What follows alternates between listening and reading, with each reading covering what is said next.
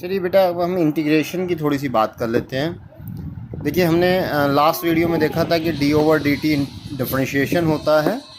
Integration का ये एक सिंबल है और इसके अंदर इस तरह से dt लिखा हुआ होता है और यहाँ पर कुछ लिमिट होती है, बिना लिमिट का भी होता है, लेकिन हमें जो मैक्सिमम फिजिक्स में ज़रूरत पड़ेगी वो लिमिट वाली इंटीग्रेशन की पड़ेगी। इसको डेफिनेट इंटीग्रेशन कहते हैं। वैसे इंटीग्रेशन और डिफरेंशिएशन दोनों की ही रेंज बहुत वाइड है, लेकिन फ़िज़िक्स के लिए हमें जो ज़रूरत है हम सिर्फ उतना देख रहे हैं। ये इंटीग्रेशन डेफिनेट इंटीग्रेशन होता है, एक इनडेफिनेट इंटीग्रेशन होता है जिसमें लिमिट नहीं होती है। ठीक है, तो यहाँ पर बहुत सिंपली ये इंटीग्रेशन का जो साइन है ये डिफरेंशिएशन का साइन मान के चल सकते हैं आप। तो ये दोनों एक दूसरे का अपोज करते हुए कैंसिल हो जाते हैं, खाली टी रह जाता है और लिमिट ऐसे ब्रैकेट के बाहर आ जाती है। और यहाँ इसको सॉल्व करते हुए पहले अंदर जो टी वेरिएबल लिखा हुआ है उसकी प्लेस पर अपर लिमिट और उसके बाद लोअर लिमिट को पुट कर सकते हैं इस तरीके से। और अगर यहाँ पर मान लीजिए टी की पावर है कुछ और साथ में एक कांस्टेंट भी लिखा हुआ है ए मान लीजिए, तो बिल्कुल डिफरेंशिएशन की तरह से कांस्टेंट बाहर आ जाता है। इंटीग्रेशन के अंदर टी की पावर एन रह जाती है। ये जो लिमिट है ये बताती है कि इसकी कम से कम और ज़्यादा से ज़्यादा वैल्यू क्या हो सकती है। इस टी की जो लोअर वैल्यू है वो t1 और अपर वैल्यू ज़्यादा से ज़्यादा t2 हो सकती है। तो टी की पावर n को में हम क्या करते हैं, जैसे डिफरेंशिएशन में हमने माइनस कर दिया था पावर को, यहाँ पर प्लस कर देते हैं और जो प्लस करके पावर आती है उसी से हम डिवाइड कर देते हैं। मतलब जो n+1 ऊपर करना है उसी से हम इसको डिवाइड कर देंगे और लिमिट को उसी तरीके से ब्रैकेट के बाहर हम यहाँ पर लिख देंगे। ए कांस्टेंट की तरह बाहर आ जाएगा। देखिए n+1 भी कांस्टेंट है, इसका भी वेरिएबल से कोई लेना देना नहीं है। जो लिमिट लगती है वो सिर्फ वेरिएबल के लिए लगती है। तो एक बार टी की जगह हमने t2 रखना है, पहले अपर रखते हैं और बाद में टी की जगह t1 रखते हैं, इसको कहते हैं लोअर लिमिट। तो इस तरह से हम इंटीग्रेशन को हैंडल कर सकते हैं। इंटीग्रेशन हमारे पास कई तरीके के काम आएंगे।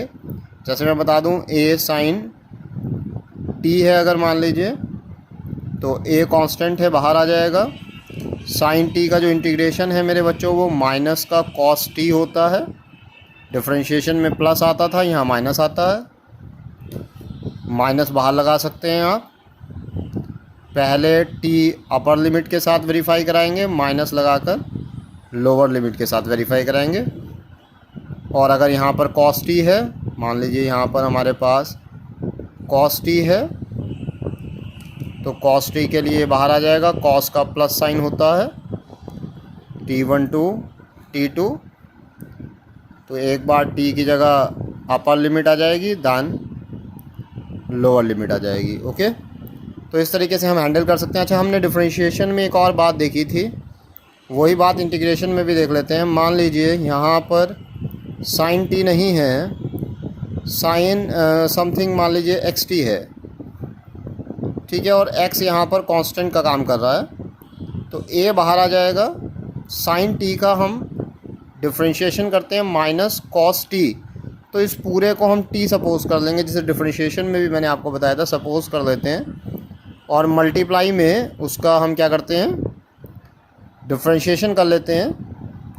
तो इंटीग्रेशन में भी इसको सपोज करना है, लेकिन फिर मल्टीप्लाई में नहीं करना है डिफरेंशिएशन। डिफरेंशिएशन को हमें डिवाइड में करना है, इसके डिफरेंशिएशन को हमें डिवाइड में करना है। डिफरेंशिएशन करते हुए मल्टीप्लाई में हम डिफरेंशिएशन करते थे, जिसको सपोज करते थे, यहाँ पर डिवाइड में करना है। ठीक है, डिवाइड करना है उससे। माइनस a, जब हम इसको d/dt करेंगे तो x कांस्टेंट है, देखिए बाहर आ जाएगा, और t की पावर 1 है तो 0 होकर 1 हो जाएगा। ये लास्ट वीडियो में आपको मैंने बताया था t कैसे 1 होता। और बाद में cos x, पहले t की जगह upper limit, then minus cos x lower limit से इसको वेरीफाई करा देंगे। तो this is the method to integrate the equations. Okay, और ये जो फार्मूलेज मैंने आपको बता दिए हैं, ये फार्मूलेज हमारे इंटीग्रेशन के लिए काफ़ी हैं। एक चीज़ और बता देता हूँ मैं, कि अगर मान लीजिए हमारे पास डिफरेंशिएशन कर रहे हैं, मैं डिफरेंशिएशन भी बताऊँगा आपको इसके लिए। मान लीजिए हम डिफरेंशिएशन कर रहे हैं साइन स्क्वायर t का, तो इस पूरे को वेरिएबल मान लेंगे, t की पावर 2 मान लेंगे इसको। तो पावर शुरू में आ जाएगी और एक पावर कम हो जाएगी। फिर मैंने बताया कि जिसको हम सपोज़ कर लेते हैं उसका डिफरेंशिएशन ऐसे मल्टीप्लाई में कर दिया जाता है, लेकिन अगर यही टर्म इंटीग्रेशन में हो, यही टर्म किस में हो, इंटीग्रेशन में हो, तो मेरे बच्चों इंटीग्रेशन में हम ट्रिग्नोमेट्री की पावर अगर लगी हुई है ट्रिग्नोमेट्री फंक्शन पर तो इंटीग्रेशन नहीं कर सकते। ये दोनों हमारे पास जो फिजिक्स में काम आएंगे, कई बार साइन स्क्वायर टी का सामना करना पड़ेगा और कई बार कॉस स्क्वायर टी का। तो स्क्वायर में आपने इंटीग्रेशन नहीं करना है, ठीक है। मैं एक फार्मूला बता रहा हूँ आपको, cos 2t is equals to 2 cos square t minus 1 या 1 माइनस 2 साइन स्क्वायर टी। ये दो फार्मूले हैं कॉस 2t के। अगर मान लीजिए कहीं पर कॉस की पावर 2 है और इंटीग्रेशन करना है तो पहले ही इस फार्मूले से कॉस स्क्वायर टी की वैल्यू को निकाल लीजिए और इसमें रख दीजिए, तो बिना पावर के टर्म्स मिल जाएंगे। Then you can integrate. Sine square आता है तो साइन स्क्वायर की वैल्यू को रख लीजिए और इंटीग्रेशन स्टार्ट कर दीजिए। तो स्क्वायर की वैल्यू में आप इंटीग्रेशन नहीं कर पाते हैं, किसमें, ट्रिग्नोमेट्री के केस में। बाकी केसेस में कर लेंगे, बट ट्रिग्नोमेट्री के केसेस में कॉस साइन स्क्वायर फिजिक्स में हमें आ सकता है हमारे सामने, तो इसे इस फार्मूले से रिप्लेस करना होगा पहले। और जब रिप्लेस हो जाए तो नॉर्मल फार्मूले लगाकर हम उसको सॉल्व कर सकते हैं, ठीक है। तो दिस इज़ द इंटीग्रेशन, और डिफरेंशिएशन भी मैंने आपको बता दिया है लास्ट वीडियो में।